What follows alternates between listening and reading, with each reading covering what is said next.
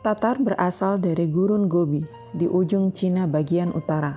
Mereka adalah kabilah penggembala yang menyembah berhala, bintang dan sujud kepada matahari ketika matahari terbit. Agama yang tersebar di kalangan mereka disebut Syamaniyah.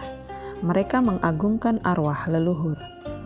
Kata Tatar digunakan untuk menyebut kabilah Mongol, Turki, Uighur, Saljuk, dan suku yang mendiami kawasan ini.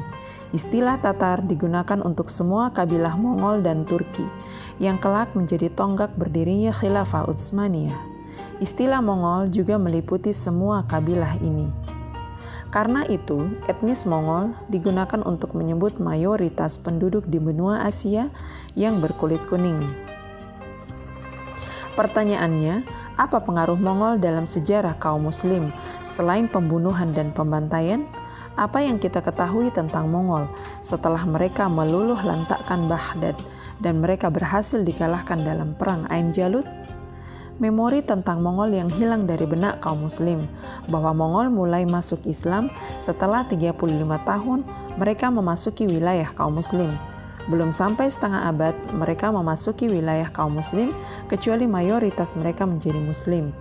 Melalui tangan mereka, Allah muliakan kembali Islam.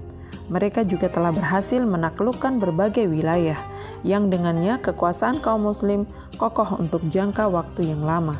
Bahkan tak sedikit dari mereka memerangi sesama suku mereka demi Islam. Memang tidak dipungkiri, setelah peristiwa serangan mereka terhadap Baghdad dan 35 tahun mereka di negeri kaum Muslim, karakter mereka tidak hilang, kecuali setelah mereka memeluk Islam. Padahal, dari aspek akidah dan dakwah Islam, jelas tidak sehebat di masa generasi Muslim pertama.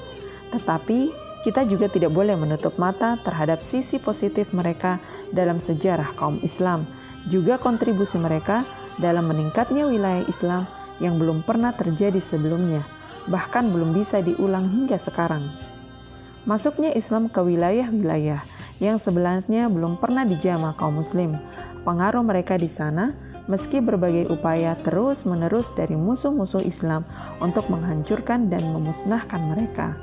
Karena itu bisa dikatakan bahwa Mongol mewariskan negeri Islam yang begitu luas, dari ujung timur hingga perbatasan wilayah barat dan perbatasan Asia Eropa. Wilayah Tatar itu meliputi kawasan timur Eropa dan barat Siberia, kawasan Iran, Cina, dan Mongolia, kawasan Turkistan Barat, dan India. Yang menarik, dakwah Islam justru tiba-tiba tersebar di kalangan bangsa ini. Melalui tangan-tangan para pengemban Islam, terwujudlah apa yang belum pernah diwujudkan sebelumnya, baik dengan senjata, tekanan penguasa, dan raja. Karena itu, Islam mulai merasuki jiwa-jiwa musuhnya dan memikat hati mereka. Karena itu, merupakan hal yang aneh ketika bangsa pemenang perang ini justru tunduk kepada Islam yang pemeluknya mereka kalahkan. Biasanya, bangsa yang menang akan diikuti oleh umat yang kalah, tetapi tidak dengan Islam dan kaum Muslim. Justru, Tatar tunduk kepada Islam dan kaum Muslim, umat yang ditundukkan.